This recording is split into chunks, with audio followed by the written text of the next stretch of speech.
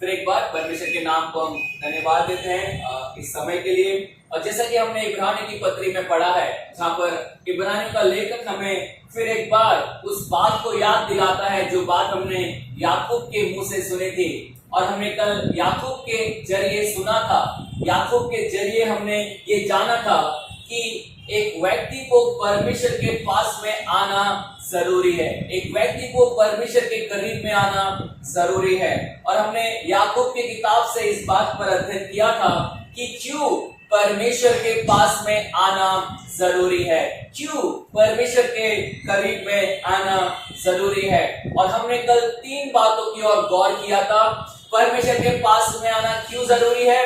क्योंकि परमेश्वर ने हमें आज्ञा दी है कि हम उसके करीब में आए। और याकूब ऐसा बोलता है, परमेश्वर के निकट आओ तो वो भी तुम्हारे निकट आएगा। तो हमें ये आज्ञा मिली है कि हम परमेश्वर के निकट आए, हम परमेश्वर के करीब में आए। फिर हमने कल ये भी देखा कि जब हम परमेश्वर के करीब में आते हैं, हमें बहुत सावधानी के साथ में आना है, हमें अपने आप को तैयार करते हुए आना है, हमें अपने जीवन में एक प्रिपरेशन को करते हुए आना है।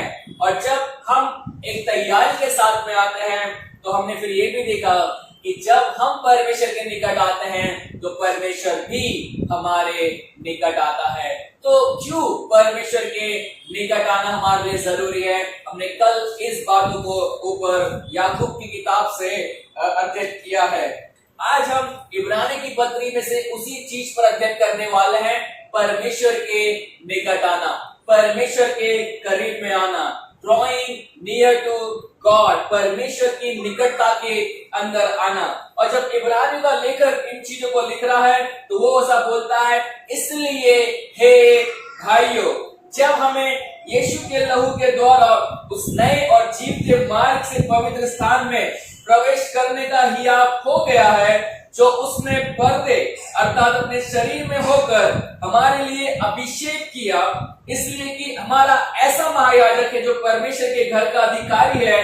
वो 22 वचन में कहता है, इसलिए आओ हम सच्चे मन, पूरे विश्वास, विवेक का दोष दूर करके हृदय पर छिड़काव लेकर देह को शुद्ध जल से धुलवाकर परमेश्वर के समीप आए। अब इब्रानी का लेखक भी हमें उसी चीज पर ध्यान लेकर जा रहा है। हमें किसके निकट आना है? परमेश्वर के निकट आना है। जब हम परमेश्वर के वचनों में इस बात को देख रहे हैं कि परमेश्वर के निकट आना हमारे लिए जरूरी है, अब आज जिस विषय पर हम अध्ययन करने वाले हैं वो ये है, परमेश्वर के निकट आने का हमारे पास में क्या आधार है, या फिर मैं ऐसा कहूंगा, what is the basis for our drawing near to God.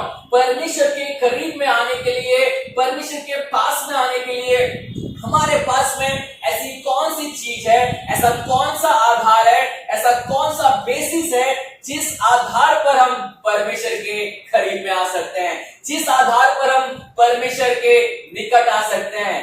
For example, अभी भाई शरण यहाँ पर कुर्सी पर बैठे हुए, राइट, और वो कुर्सी पे बैठे हुए, उसका रीजन क्या है, कारण क्या है, किस बेसिस पर वो कुर्सी टिकी हुई है? क्योंकि कुर्सी के 4 पैर हैं, उसके 4 लेग है, और वो कुर्सी अपने 4 पांव पर क्या है, टिकी हुई है, और जिसकी वजह से वो कुछ भी वेट ले सकती है, कितना भी वजन वो उठा सकती है। तो हर एक चीज के पीछे बेसिस होता है, आधार होता है, कुछ ना कुछ रीजन होता है। और जब हम परमेश्वर के करीब में आने की बात कर रहे हैं तो इब्रानियों का लेखक हमें ये बताता है हम किस आधार पर परमेश्वर के करीब में आ सकते हैं।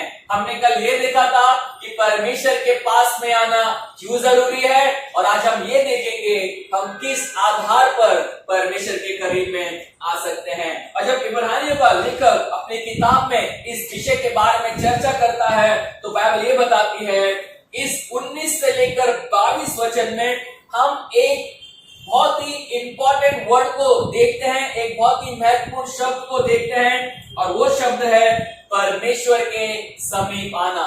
इतने बड़े पैसेज के अंदर अगर कोई डायरेक्ट कमांड हम देखते हैं, स्ट्रेट फॉरवर्ड कमांड अगर हम कोई देखते हैं, तो इब्रानी का लेखक एक बहुत ही स्ट्रेट फॉरवर्ड कमांड हमें देता है, और वो कमांड है परमेश्वर के समीप आओ, परमेश्वर के करीब में आओ। वो बहुत सारी बातें बोलता है, ऐसा ऐसा यीशु मसीह ने किया है, इस प्रकार से हमें उसके पास में आना है। लेकिन जब वो आज्ञा देता है, कमांड देता है, तो उसके इन वचनों के अंदर ये सीधी सीधी कमांड है कि हमें परमेश्वर के करीब में आना है। अगर आप इब्रानियों की पत्री पढ़ेंगे तो इब्रानियों की पत्री के अंदर ये जो वर्ड है ये बहुत ही विशेष रीति से इस्तेमाल किया गया है। आप इब्रानियों की पत्री में बार बार इस शब्द को पाएंगे, परमेश्वर के करीब में आना, परमेश्वर के समीप में आना।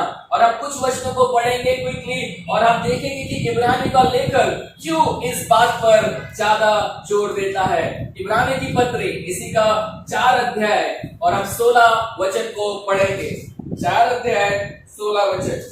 इसलिए आओ हम अनुग्रह के सिंहासन के निकट हिया बांधकर, हम अनुग्रह के सिंहासन के निकट हिया बांधकर चले कि हम पर दया हो। हाँ, अब यहाँ पर ऐसा लिखा हुआ हिंदी में आओ हम चले ऐसा लिखा हुआ है, लेकिन अगर हम इंग्लिश में पढ़ेंगे या फिर ओरिजिनल लैंग्वेज में हम पढ़ेंगे तो वहां पर जो आइडिया है वो है ड्रॉ नियर टू गॉड, परमेश्वर के करीब में आओ, परमेश्वर के समीप में आओ। इसी का 7 अध्याय उसका 25 वचन हम पढ़ेंगे। 7 अध्याय 25 वचन, book of Hebrews chapter 7 verse 25। इसीलिए जो उसके द्वारा परमेश्वर के पास आते हैं, इसीलिए जो उसके द्वारा किसके पास में आते हैं? परमेश्वर के पास। अगेन हम वो शब्द को पाते हैं, those who draw near to God, जो लोग परमेश्वर के पास में आते हैं।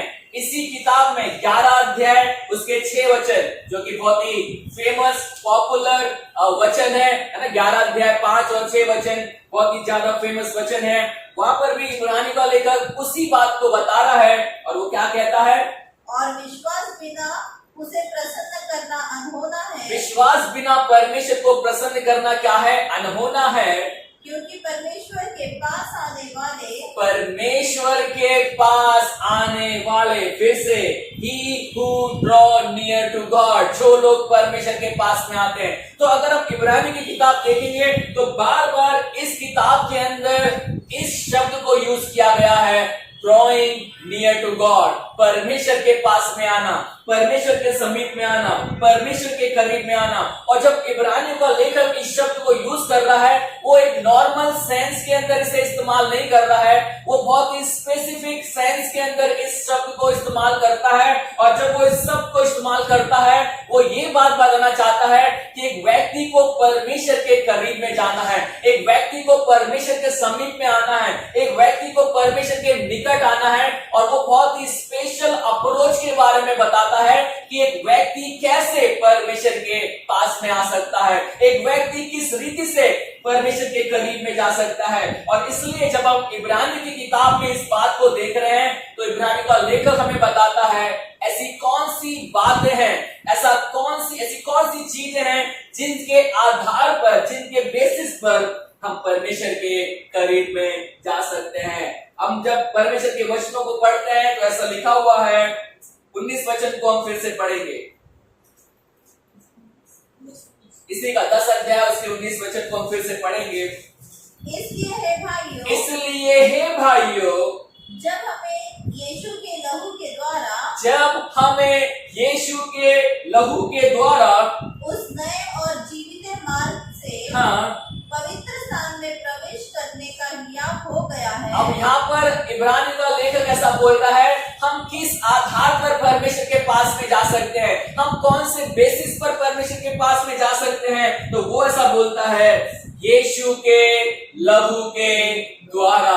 अब वो यीशु मसीह की मृत्यु को याद करता है, वो यीशु मसीह के बलिदान को याद करता है, और वो यीशु मसीह के बलिदान को याद कर कर इस बात को कहता है, एक व्यक्ति परमेश्वर के पास में तभी जा सकता है जब वो व्यक्ति यीशु के लहू के द्वारा छुड़ाया गया है, जब वो व्यक्ति यीशु के लहू के द्वारा साफ किया गया है, जो व्यक्ति यीशु के लहू के अंदर उद्धार और पापों की क्षमा को प्राप्त करता है। अर्थात जब तक कोई व्यक्ति यीशु मसीह के अंदर नहीं है, वो परमेश्वर के पास में जा सकता नहीं है, वो परमेश्वर के करीब में जा सकता नहीं है। इब्रानी का लेखक ऐसा बोलता है, now we have access into the holy place. अब हमारे पास में उस पवित्र स्थान में जाने का क्या है? एक्सेस है। हम जा सकते हैं, अब हम उस पवित्र स्थान में एंट्री कर सकते हैं। आपको पता होगा जब इब्रानी का लेखक इस किताब को लिख रहा है, वो बहुत सारे पुराने नियम के एग्जाम्पल्स को यूज करता है, पुराने नियम की बातों को यूज करता है, और वो ये बताने की कोशिश करता है कि यीशु मसीह सबसे बेहतर है। पुराने नियम के जितने भी संत हैं, उन सबसे बेहतर कौन है?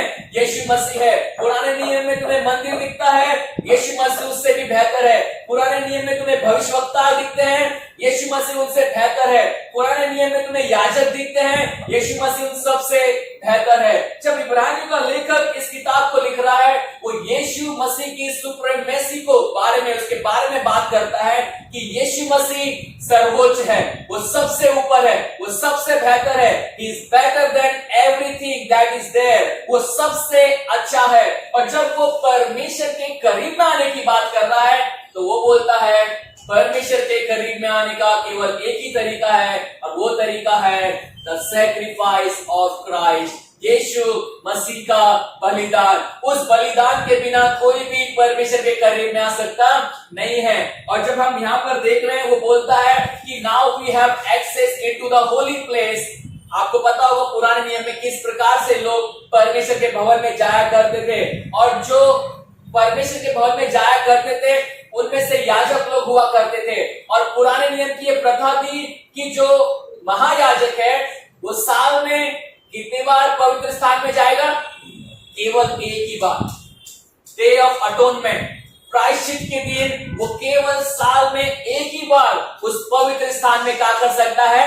जा सकता है। इजरायलियों के लिए वो क्या कर सकता है? प्रार्थना कर सकता है, उनके लिए वो बलिदान दे सकता है। केवल वो एक ही बार साल में जा सकता है, और किसी भी व्यक्ति को उस पवित्र स्थान में अंदर आने की अनुमति नहीं थी। कोई भी व्यक्ति उस पवित्र स्थान के अंदर जा नहीं सकता था।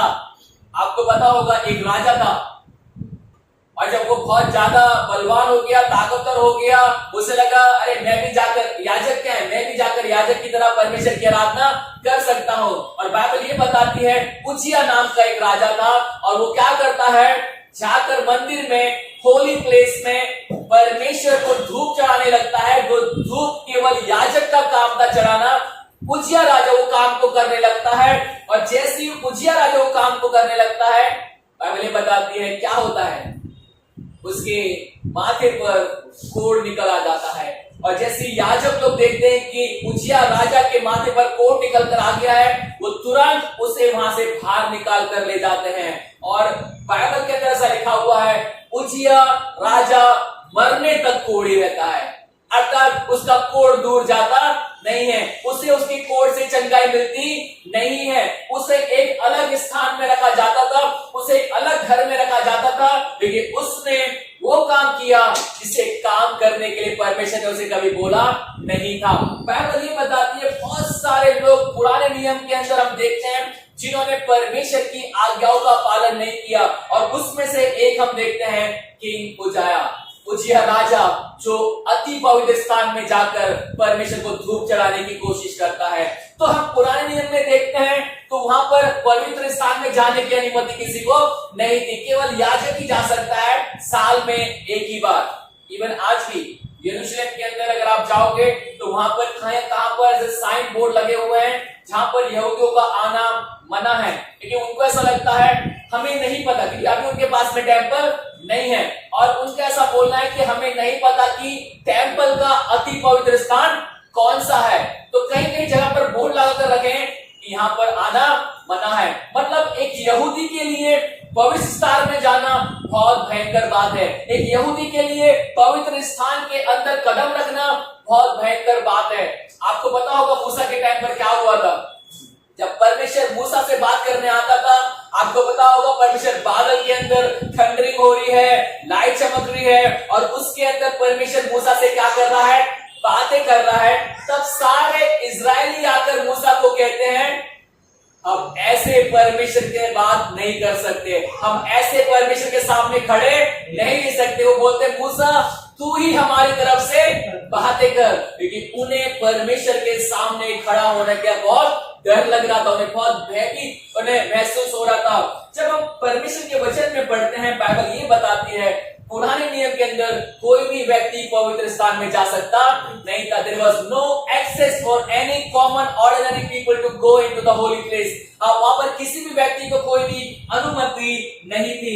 लेकिन जब हम परमेश्वर के वचन में नए नियम में आते हैं तो बाइबल ये बताती है आज हम परमेश्वर के करीब में जा सकते हैं, आज हम परमेश्वर के पास में जा सकते हैं, आज हम परमेश्वर के साथ में एक डायरेक्ट रिलेशन को रख सकते हैं। और उसका रीजन क्या है? यीशु मसीह का बलिदान, the blood of Jesus Christ. Yeshu के लहू के द्वारा तुम अति पवित्र स्थान में क्या कर सकते हो?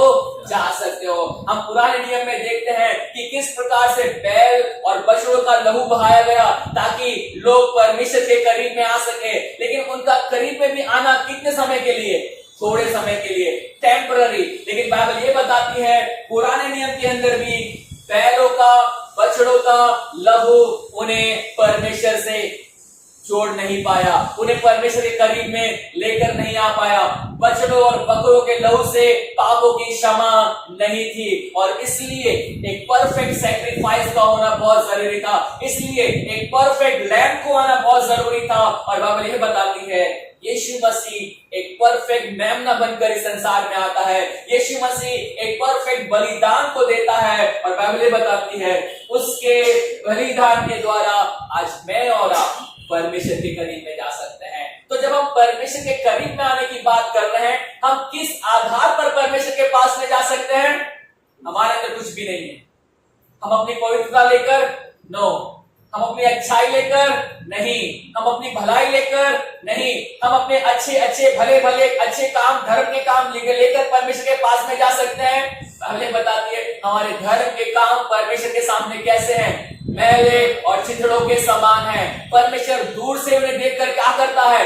नफरत करता है। तो हम किसी भी रीति से परमेश्वर के करीब में जा सकते नहीं है। हमारे अपने अंदर कुछ भी ऐसा नहीं है जिसके द्वारा हम परमेश्वर के करीब में जाएं। और मैंने आपको कल कहा हम परमेश्वर के करीब में इसलिए नहीं जा सकते because we have a sin problem.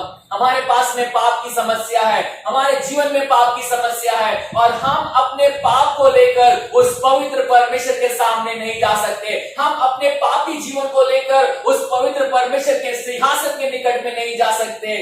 इसलिए बाइबल बताती है यीशु मसीह ने अपना बलिदान दिया ताकि हम जैसे पापियों को वो हमारे पापों से छुड़ाकर, हमारे पापों से क्षमा देकर हमें परमेश्वर के पास में लेकर जाए। परमेश्वर के वचन में हम पढ़ते हैं किस आधार पर हम परमेश्वर के निकट जा सकते हैं। और बाइबल ये बताती है the only and only the sacrifice of Christ, केवल परमेश्वर यीशु मसीह के बलिदान के द्वारा ही हम परमेश्वर के निकट में जा सकते हैं। और कोई दूसरा तरीका नहीं है, और कोई दूसरा उपाय नहीं है जिसके द्वारा हम परमेश्वर के करीब में जा सकते हैं। और ये करीब में आना कोई फिजिकल, अभी आपको ऐसा लगता है कि चर्च में आ गए मतलब हम परमेश्वर के करीब में आ गए, क्या ऐसा है?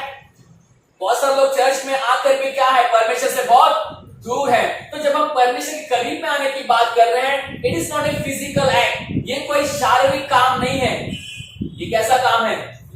It is an invisible act. ये एक ऐसा काम है जो दिखाई देता नहीं है। और जब हम परमेश्वर के करीब में आने की बात कर रहे हैं, हम ये बात कर रहे हैं कि हम अपने हृदय को किससे लगाते हैं? परमेश्वर से लगाते हैं। हम अपने हृदय को किससे जोड़ते हैं? परमेश्वर से जोड़ते हैं। तो कई बार हमें लगता है कि परमेश्वर के करीब में आने का मतलब है चर्च में आना, परमेश्वर के करीब में आने का मतलब है संगति में आना। ये सारी चीजें हैं। मैं ऐसा नहीं बोल रहा हूं कि हमें प्रेयर में नहीं आना है, लेकिन मैं ये बोलना चाहता हूं जब हम परमेश्वर के करीब में आने की बात कर रहे हैं, we are talking about that we are directing our hearts toward God. हम अपने हृदय, अपने मन को परमेश्वर की ओर लेकर जा रहे हैं। हम अपने हृदय मन को परमेश्वर से जोड़ रहे हैं, उसके साथ में हम संबंध बना रहे हैं। इस बारे में यहाँ पर इब्रानियों का लेखा में कहता है the only basis that we can come near to the Lord, it is the sacrifice of Christ. एक ही आधार पर हम परमेश्वर के करीब में जा सकते हैं और वो है यीशु मसीह का बलिदान। और पौलुस भी वही बात को हमें बताता है। रोमी की पत्री उसका 5 अध्याय उसके 1 और 2 वचन को हम पढ़ेंगे। रोमी की पत्री उसका 5 अध्याय उसके 1 और 2 वचन को। अतः हाँ। जब हम विश्वास से धर्मी ठहरे, जब हम विश्वास से धर्मी ठहरे तो अपने प्रभु यीशु मसीह के द्वारा परमेश्वर के साथ मेल रखे। हाँ, परमेश्वर के साथ में मेल रखें। आगे बढ़ें। जिसके द्वारा, आप ध्यान से सुनिए, जिसके द्वारा, ये किसके द्वारा? यीशु मसीह के द्वारा विश्वास के कारण उस अनुग्रह तक जिसमें हम बने हैं, जिसके अंदर हम बने हुए हैं, हमारी पहुंच भी हुई। अब बाइबल से बताती है, पौलुस बोलता है यीशु मसीह के द्वारा विश्वास के अंदर अनुग्रह से परमेश्वर तक हमारी क्या हुई है? पहुंच हुई है। इंग्लिश में ऐसा लिखा हुआ है, we have access with God. हम परमेश्वर तक पहुंच सकते हैं, हम परमेश्वर के पास में जा सकते हैं, हम उसके करीब में जा सकते हैं। और रीजन क्या है?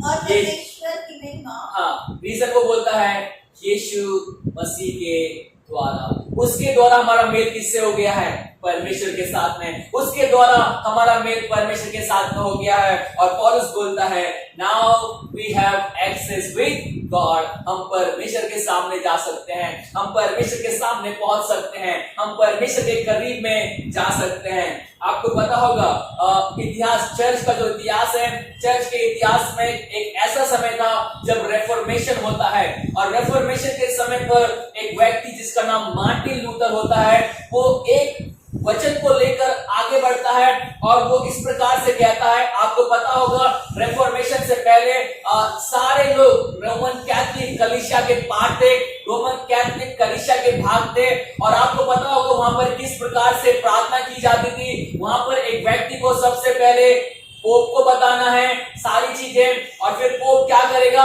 प्रार्थना करेगा। प्रीस्ट को बतानी है और वो प्रीस्ट क्या करेगा? फिर प्रार्थना करेगा।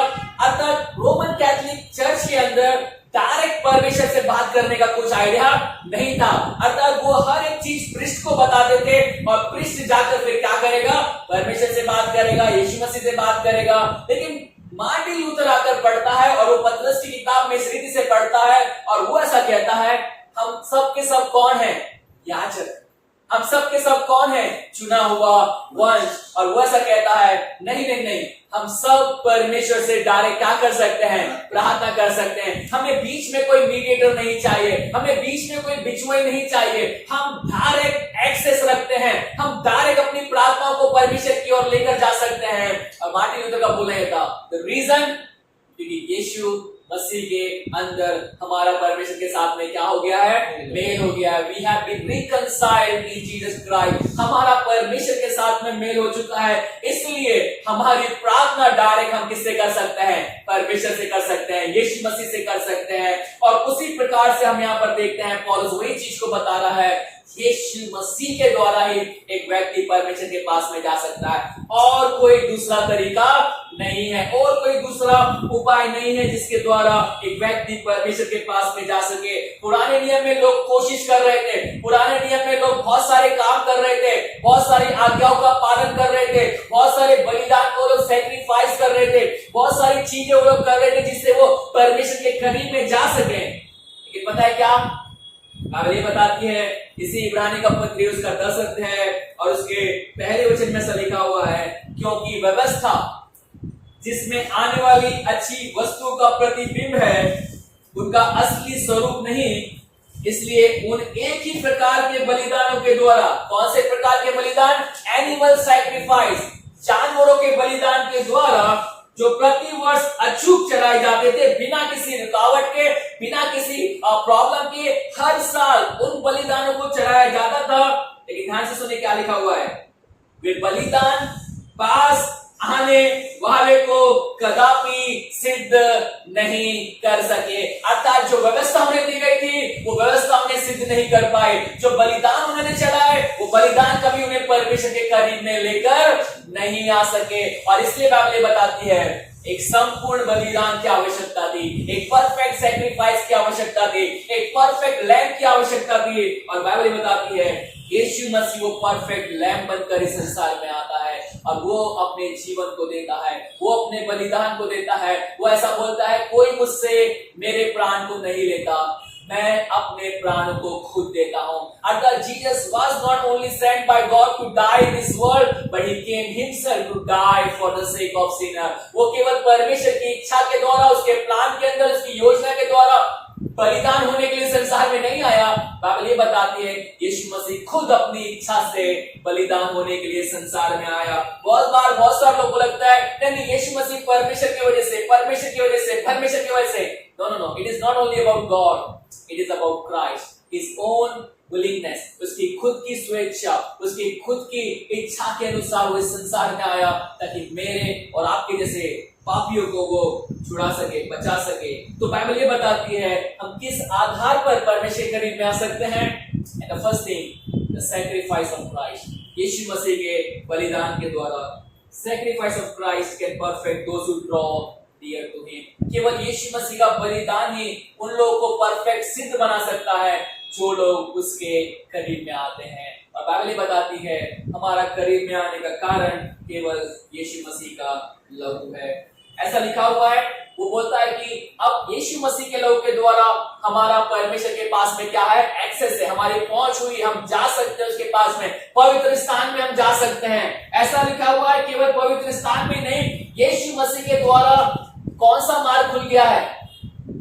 ऐसा लिखा हुआ है, उसके द्वारा नए और जीवते मार्ग से हम पवित्र स्थान में क्या कर सकते हैं, प्रवेश कर सकते हैं। अर्थात यीशु मसीह ने केवल हमें पवित्र स्थान में पहुंचा ही नहीं है, वो हमारे लिए मार्ग बनकर इस संसार में आया, वो हमारे लिए जीवन बनकर इस संसार में आया ताकि हम उस मार्ग और उस जीवन को प्राप्त करते हुए उस पवित्र स्थान में जा सके। और आपको पता होगा जब यीशु मसीह क्रूस पर मर रहा था, है ना, थोड़े दिनों में गुड फ्राइडे आने वाला है, क्रूस के बारे में बताया जाएगा, क्रूस के 7 वचनों के बारे में प्रचार किया जाएगा। जब यीशु मसीह मरता है और वो अपनी आत्मा परमेश्वर के हाथ में सौंपता है, पता क्या होता है हिस्टोरिकली? मंदिर में एक पर्दा होता है और ऐसा लिखा हुआ है वो पर्दा ऊपर से नीचे तक 2 भागों में क्या हो गया, फट गया। अर्थात वो पर्दा इसलिए था ताकि वो पवित्र स्थान और जो कॉमन एरिया है उसके बीच में एक डिफरेंस को क्रिएट कर सके। अर्थात वो अति पवित्र स्थान है, होलीज ऑफ होलीज है, उसमें कोई भी नहीं जा सकता, साल में केवल एक ही बार महायाजक जा सकता है, इसके अलावा कोई भी वहां पर एंटर कर सकता नहीं है। और आपको पता है जब यीशु मसीह मरा, ऐसा लिखा हुआ है ऊपर से लेकर नीचे तक वो पर्दा 2 भागों में फट गया। अब मेरा सवाल हमेशा ये रहता है, ऐसा क्यों नहीं लिखा नीचे से ऊपर तक, ऊपर से नीचे क्यों लिखा हुआ है? क्योंकि बहुत सारे लोग को लगता होगा अरे कोई व्यक्ति ने नीचे से क्या किया होगा, उसे फाड़ दिया होगा।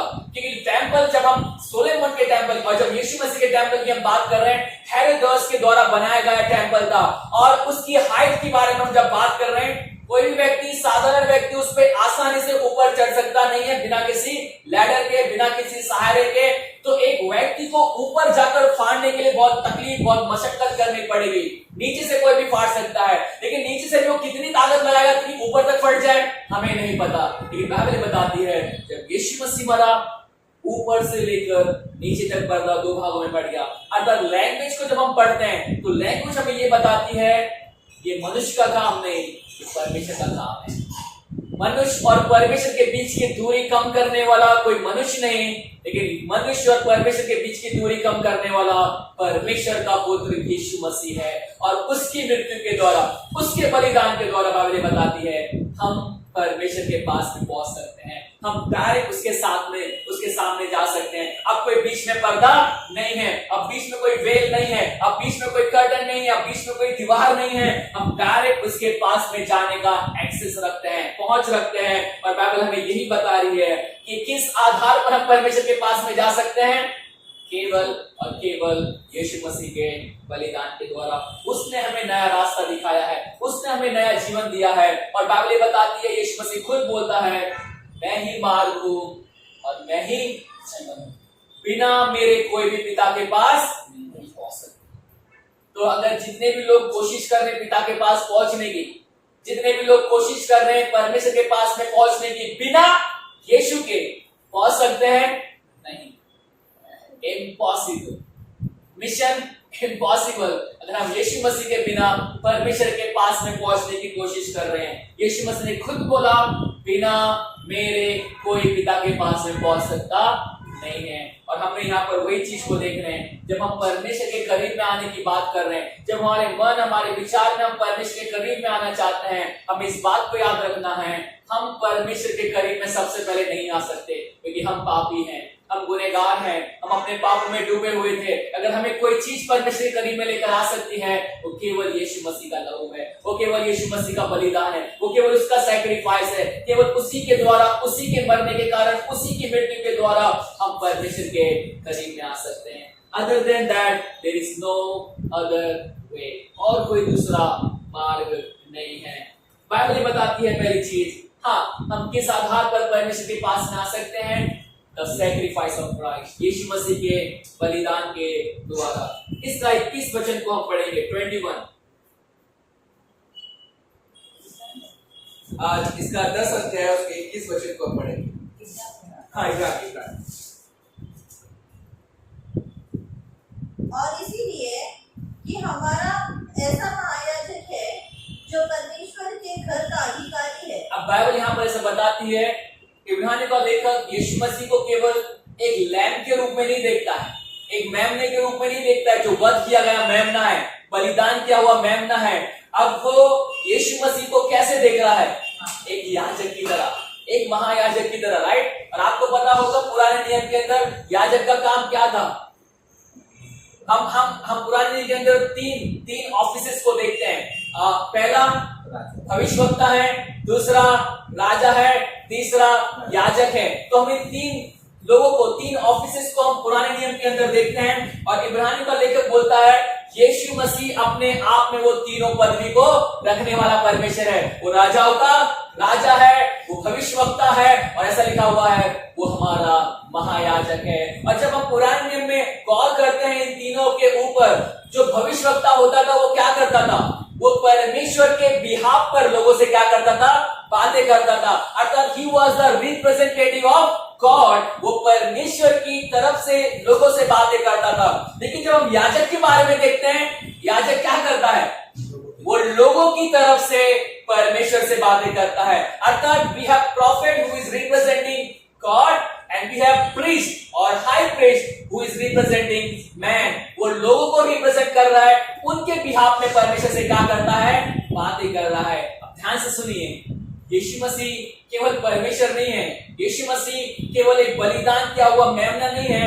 बाइबल बताती है यीशु मसीह को एक पदवी दी गई है, और वो पदवी ये है, वो मेरा और आपका महायाजक है। इसका मतलब ये है, ऑथर इब्रानी का लेकर ये बोलना चाहता है, यीशु मसीह हमारे बिहाफ पर परमेश्वर से बातें करने वाला परमेश्वर है। यीशु मसीह हमारे और से परमेश्वर से बातें करने वाला महायाजक है। वो हमारे लिए निरंतर प्रार्थना करने वाला महायाजक है। वो निरंतर हमारे लिए निवेदन करने वाला महायाजक है। वो निरंतर हमारे लिए विनती और प्रार्थनाओं को परमेश्वर के सामने रखने वाला महायाजक है। एक महायाजक हमेशा क्या करता है? परमेश्वर के सामने लोगों के बारे में बोलता है, परमेश्वर इन्हें क्षमा कर, परमेश्वर इन्हें क्षमा कर। मूसा के बारे में आपको पता होगा, इजराइल लोग बार बार पाप कर रहे हैं, बार बार पाप कर रहे हैं, और परमेश्वर मूसा को बोलता है, मूसा मुझे आज्ञा दे, मैं इन्हें 2 मिनट के अंदर फटाक से एक और बार में इनके बीच में से गुजरूंगा और मैं सबको क्या कर दूंगा? नाश कर दूंगा। ऐसे बहुत सारा समय आया जहां पर परमेश्वर मूसा को बोलता है, मूसा तू साइड में हट जा, मैं इन सारे लोगों को नाश करूंगा। मूसा तू साइड में हट जा, मैं इन सब का सर्वनाश कर दूंगा। और पता है मूसा क्या करता है? जब वो लोग पाप करते हैं, मूसा उनके लिए प्रार्थना करता है। जब वो लोग पाप करते हैं, मूसा उनके बिहाफ में खड़ा होकर परमेश्वर को बोलता है, परमेश्वर नहीं, परमेश्वर नहीं, लोग तेरे बारे में क्या बोलेंगे? परमेश्वर तेरा नाम खराब होगा, परमेश्वर लोग क्या सोचेंगे? तू उन्हें मिस्र से क्या जंगल में मारने के लिए गया? परमेश्वर लोग क्या बातें करेंगे? मूसा बार बार उन लोगों के लिए क्या कर रहा है? निवेदन, प्रार्थना, जिसको हम इंग्लिश में बोलते हैं इंटरसेशन। वो मध्यस्थी कर रहा है उन लोगों के लिए। परमेश्वर नहीं, परमेश्वर नहीं, परमेश्वर थोड़ी देर, थोड़ा समय, अभी छोड़ दे, परमेश्वर बाद में क्षमा मांग रहे। वो लोगों के लिए बार बार क्षमा मांग रहा है। वो इस्राएली लोग परमेश्वर से क्षमा नहीं मांग रहे, लेकिन उनके बिहाफ में कौन क्षमा मांग रहा है? मूसा बार बार परमेश्वर से बोल रहा है, परमेश्वर तू उन्हें क्षमा कर, परमेश्वर तू उन्हें क्षमा कर। हमें इसी का इब्रानी की पत्री उसका 7 अध्याय और उसके 25 वचन को पढ़ेंगे, जहां पर इब्रानी का लेखक हमें बताता है किस प्रकार से यीशु मसीह हमारी मध्यस्थी करता है। हमने ऑलरेडी इस वचन को पढ़ा है, अब फिर से इस वचन को पढ़ेंगे। इसीलिए जो उसके द्वारा परमेश्वर के पास आते हैं, जो लोग मसीह यीशु के द्वारा परमेश्वर के पास में आते हैं, वह उनका पूरा पूरा उद्धार करता है। आमेन। वो उनका पूरा पूरा क्या करता है? उद्धार करता है। आगे बढ़े। क्योंकि हाँ, वह उनके लिए विनती करने को सर्वदा जीवित अब है। बाइबल बताती है यीशु मसीह केवल हमारा पूरा पूरा उद्धार ही नहीं करता, वो सर्वदा हमारे लिए विनती करने के लिए क्या है? जीवित है। अर्थात he always lives to make intercession for us। वो हमेशा हमारे लिए प्रार्थना करने के लिए जीवित है, हमारे लिए निवेदन करने के लिए जीवित है। पुराने नियम के याजक की बात करेंगे, क्या वो हमेशा जीवित हुआ करते थे? कुछ साल उन्होंने सेवा की, उसके बाद में फिनिश। कुछ साल सेवा की, इसके बाद में फिनिश। क्या मूसा हमेशा परमेश्वर के लोग के लिए इंटरसेशन कर पाया? नहीं, केवल 40 साल उनके लिए प्रार्थना निवेदन कर पाया। लेकिन ध्यान से सुनिए, हमारे पास में एक ऐसा महायाजक है जो हमेशा क्या है? जीवित है। और वो केवल जीवित ही नहीं है, वो क्या कर रहा है हमारे लिए? He's always making intercession for us. वो हमारे लिए हमेशा मध्यस्थी कर रहा है, वो हमेशा हमारे लिए परमेश्वर से प्रार्थना कर रहा है। बहुत बार लोगों को लगता है यीशु मसीह स्वर्ग में बैठकर क्या कर रहा है ऊपर, हमें बताती है वो स्वर्ग में बैठकर हमारे लिए क्या कर रहा है? प्रार्थना कर रहा है। हमें वो एग्जांपल याद होगा, आपको पता होगा, एक मालिक आता है अपनी अपनी बाड़ी के अंदर आता है और वो एक वृक्ष को देखता है और उस वृक्ष में फल नहीं लगते, और वो मालिक आकर मालिक को बोलता है कि इस वृक्ष में फल नहीं लग रहे हैं, इसे क्या कर? काट डाल। और मालिक क्या कर रहा है? मालिक उस मालिक को बोलता है नहीं, 1 साल और रहने दे। अर्थात वो 3 साल से आ रहा है व्यक्ति, एक बार फर्स्ट ईयर में फ्रूट नहीं आया, सेकेंड ईयर में फ्रूट नहीं आया, थर्ड ईयर में फ्रूट नहीं आया। अब वो मालिक बोलता है बस 3 साल तक एक जगह को रोक कर रखा है, फ्रूट नहीं दे रहा है, फिनिश इट ऑल, ओके, इसे खत्म कर दे, उसे काट डाल। लेकिन मालिक क्या बोल रहा है? नहीं सर, 1 साल उसे रहने दे, मैं क्या करूंगा? और भी खाद डालूंगा, और भी मेहनत करूंगा, और भी इस पे पानी डालूंगा, अगर इसके बाद में फल आए तो ठीक, नहीं आए तो इसे। आज यीशु मसीह भी हमारे विषय में क्या कर रहा है? प्रार्थना कर रहा है। हम बार बार पाप करते हैं, हम बार बार उसके विरोध में जाते हैं, तो यीशु मसीह बार बार हमारे लिए क्या कर रहा है? इंटरसेशन को कर रहा है, मदद कर रहा है। परमेश्वर बार बार यीशु मसीह को देखता है, उसका लहू हमारे ऊपर देखता है और हमें क्या करता है? क्षमा करता है, क्षमा करता है, क्षमा करता है। 1 साल और, 1 साल और, 1 साल और। यीशु मसीह बार बार हमारी मदद कर रहा है। बाइबल ये बताती है we have access to God through the high priestly ministry of Jesus Christ।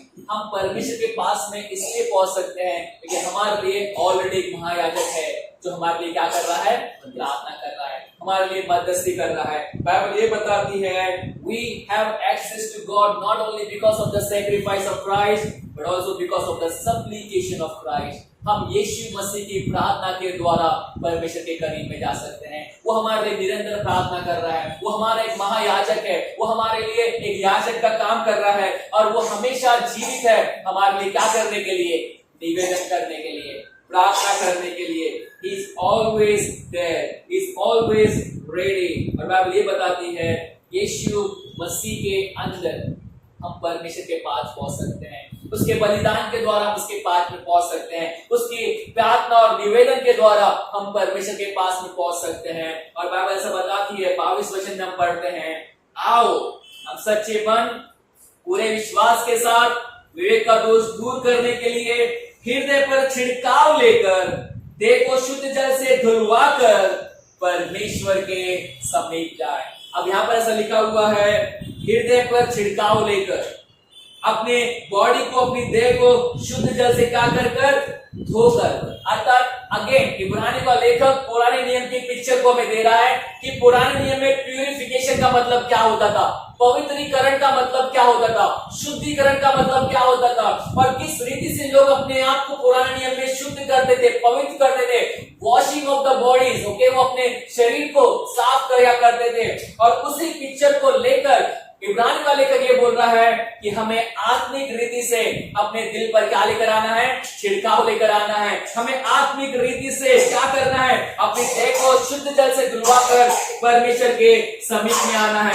अर्थात वो ये बोलना चाहता है, जो लोग यीशु मसीह के अंदर है, जो लोग यीशु मसीह पर विश्वास करते हैं, जो लोग यीशु मसीह के लहू के द्वारा छुड़ाए गए हैं, बाइबल ये बताती है वो लोग ऑलरेडी धो दिए गए लोग हैं, वो लोग ऑलरेडी परमेश्वर के द्वारा वॉश किए गए लोग हैं, वो लोग ऑलरेडी परमेश्वर के द्वारा अपने हृदय पर छिड़काव लेकर आए हुए लोग हैं। अभी हम जब यीशु मसीह पर विश्वास करते हैं, अगर उसने हमारा उद्धार किया है तो उसने ऑलरेडी हमारे हृदय को क्या कर दिया है, बदल दिया है। उसने ऑलरेडी हमारे बॉडी को क्या कर दिया है, शुद्ध कर दिया है। उसने ऑलरेडी हमारे जीवन के अंदर क्या चालू कर दिया है, अपने पवित्रता का काम क्या कर दिया है, चालू कर दिया है। और हम उसको बोलते हैं सैंक्टिफिकेशन। उसने अपने पवित्रता का काम हमारे अंदर क्या कर दिया है, शुरू कर दिया है। जिस दिन हमने उस पर विश्वास किया, जिस दिन उसने हमारा उद्धार किया, उसी दिन से यीशु मसीह हमें क्या बनाते जा रहा है, पवित्र पवित्र पवित्र पवित्र। और बाइबल ये बताती है एक समय आएगा कि वो हमें उसके सामने, अर्थात वो हमें परमेश्वर के सामने निष्कलंक, दाग रहित, झुर्री रहित करके खड़ा करेगा। आज हमारे जीवन में बहुत सारी गलतियां होंगी, बहुत सारे पाप होंगे, लेकिन ध्यान से सुनिए, एक समय आएगा जब यीशु मसीह हमें पूरी रीति से पवित्र कर परमेश्वर के सामने खड़ा करेगा। जब कलीसिया परमेश्वर के सामने खड़ी होगी, वो पाप रहित कलीसिया होगी, पाप से अलग कलीसिया होगी। आज हम पाप के अंदर बहुत बार स्ट्रगल करते हैं, पाप के जीवन के द्वारा हम बहुत बार स्ट्रगल करते हैं, लेकिन बाइबल बताती है एक समय आएगा कि हम परमेश्वर के सामने कैसे खड़े होंगे, जैसा यीशु मसीह है वैसा, जैसा वो पवित्र है हम वैसे उसके सामने खड़े होंगे। तो बाइबल ये बताना चाहती है, इब्रानी का लेखक ये बताना चाहता है, हम किस आधार पर परमेश्वर के पास में आ सकते हैं। थर्डली वो बोलता है the sanctification of Christ, Yeshu Masih के पवित्रीकरण के कारण। हमारी खुद की पवित्रता से no no no no no way, no chance. हम केवल अगर स्वर्ग में जा सकते हैं, हम केवल अगर परमेश्वर के पास में जा सकते हैं, वो केवल यीशु मसीह के पवित्रता के कारण, उसकी शुद्धता के कारण, उसके होलीनेस के कारण। उसके अलावा कोई दूसरा जरिया नहीं है। और परमेश्वर का धन्यवाद हो कि जो यीशु मसीह खुद पवित्र है, वो हमें भी पवित्र बना रहा है। और एक दिन आएगा कि वो हमें पूरी रीति से क्या कर देगा, पवित्र कर देगा, और हम उसके राज्य में हमेशा हमेशा के लिए रहेंगे। इब्रानी का लेखक ये बोलना चाहता है, हम किस आधार पर परमेश्वर के करीब में पहुंच सकते हैं। तो वो बोलता है सबसे पहले द सैक्रिफाइस ऑफ क्राइस्ट। हम यीशु मसीह के बलिदान के द्वारा ही परमेश्वर के पास में पहुंच सकते हैं। हम पवित्र स्थान में केवल उसके बलिदान के द्वारा ही जा सकते हैं। और कोई दूसरा उपाय नहीं है, और कोई दूसरा मार्ग नहीं है, और कोई दूसरा जीवन नहीं है, और कोई दूसरा सत्य नहीं है जिसके द्वारा हम पिता के पास में जा सकते हैं। केवल यीशु ही वो मार्ग है, यीशु वही सत्य है, यीशु ही वो जीवन है जिसके द्वारा हम पिता के पास में जा सकते हैं। सेकेंडली, हम किस रीति से, किस आधार पर परमेश्वर के पास में जा सकते हैं, because of the supplication of Christ. परमेश्वर यीशु मसीह के निवेदन के द्वारा, उसकी प्रार्थनाओं के द्वारा, वो हमारा महायाजक है, और वो हमेशा हमारे लिए विनती करने के लिए क्या है, जीवित है। हमारे लिए कितने आनंद की बात है कि जो हमारे लिए प्रार्थना कर रहा है कभी मरने वाला नहीं है। इजरायली लोग सोचते होंगे, अरे ये महायाजक बहुत अच्छा था, ये महायाजक हमेशा बहुत बहुत केयरिंग था, लविंग था, दया दिखाने वाला था। जैसे वो महायाजक मर गया, क्या हुआ, दूसरा महायाजक आया। मे भी हो सकता है वो दूसरा महायाजक इतना केयरिंग नहीं होगा, मे भी हो सकता है वो दूसरा महायाजक इतना लविंग नहीं होगा, लेकिन ध्यान से सुनिए, हमारा महायाजक कभी मरने वाला नहीं है। Is always always always lives to make intercession for us। वो हमारे लिए हमेशा निवेदन करने के लिए जीवित है। थर्डली, हम किस आधार पर परमेश्वर के पास में जा सकते हैं, because of the sanctification of Christ, Yeshu Masih के पवित्र करने के द्वारा।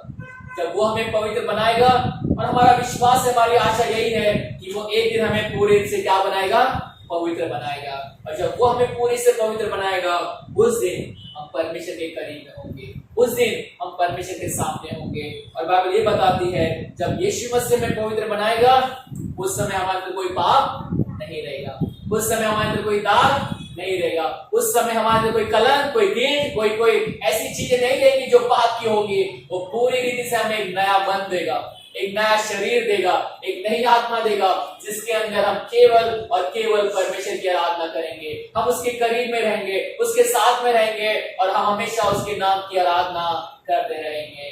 बाइबल हमें ये सिखाती है, इब्रानियों का लेखक हमें ये सिखाना चाहता है कि इस आधार पर हम परमेश्वर के पास में आ सकते हैं। 3 चीजें, यीशु मसीह का बलिदान, the sacrifice of Christ, secondly Yeshu Masih की प्रार्थनाएं, द सप्लिकेशन ऑफ क्राइस्ट, और थर्डली यीशु मसीह की पवित्रता, द सैंक्टिफिकेशन ऑफ क्राइस्ट। परमेश्वर इन वचनों के द्वारा हम पर अपना अनुग्रह करें, हम पर अपनी आशीष